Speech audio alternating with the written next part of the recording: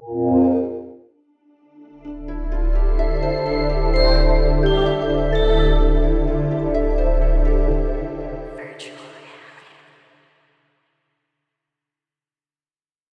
guys, and welcome back to the Virtual Reality Show, where we talk about any and all things related to virtual reality inside virtual reality. I'm your host, PHIA. Social anxiety is something a good portion of us deal with, have dealt with, or will deal with in the future. An estimated 7% of the general population deals with this disorder, meaning it's likely that many of you watching have experienced it, or at least are close to someone who has. The effects can feel debilitating, getting a flushed red face, your heart rate speeding up, and an overwhelming sense of fear as you enter a social setting. There's a lot of reasons someone might have social anxiety, and it affects each person differently. But what remains is that social anxiety is a problem.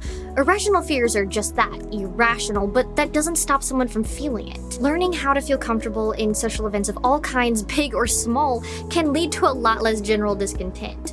No one should have to feel an overwhelming nervousness or insecurity that halts them from being able to just breathe normally when surrounded with others. We're all familiar with the concept of therapy, and therapy is pretty awesome.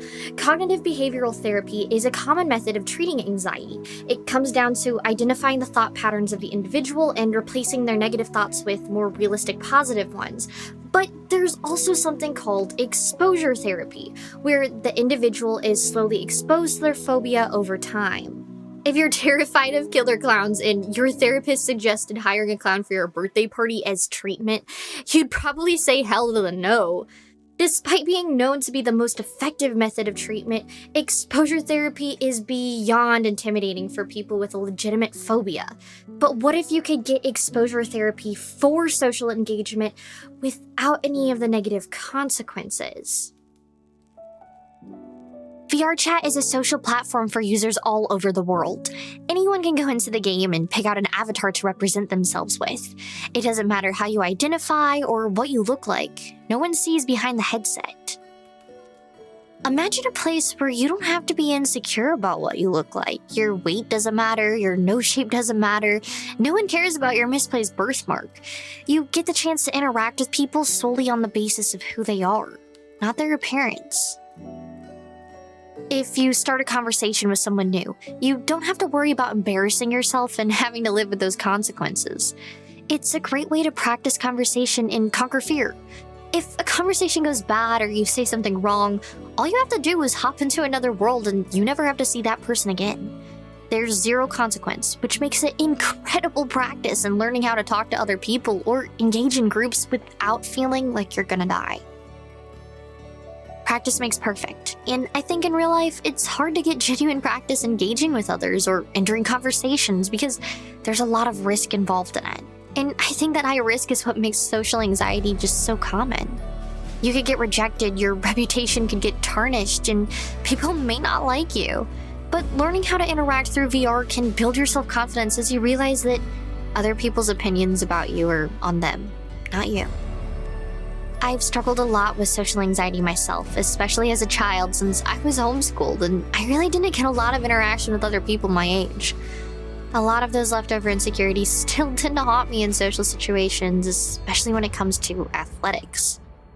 It's really hard for me to engage in physical activities for sports games such as dodgeball, and it was hard to explain to my friends in my teen years why I had so much anxiety about doing athletics in public and how my body just shut down and I'd rather run away and sit out than embarrass myself in front of everyone.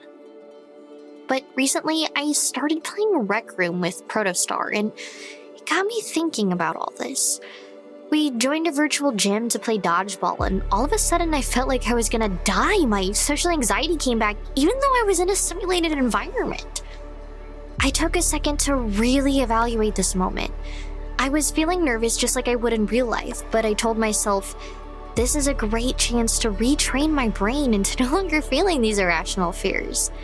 I wasn't going to fall flat on my face, and no one could see me awkwardly scrambling around with my terrifically bad hand-eye coordination skills, but by playing the game and feeling comfortable in this simulated situation, it allowed me to actually enjoy dodgeball and have fun. By the end of playing, I even thought to myself, wow, I think I'm ready to do this in real life.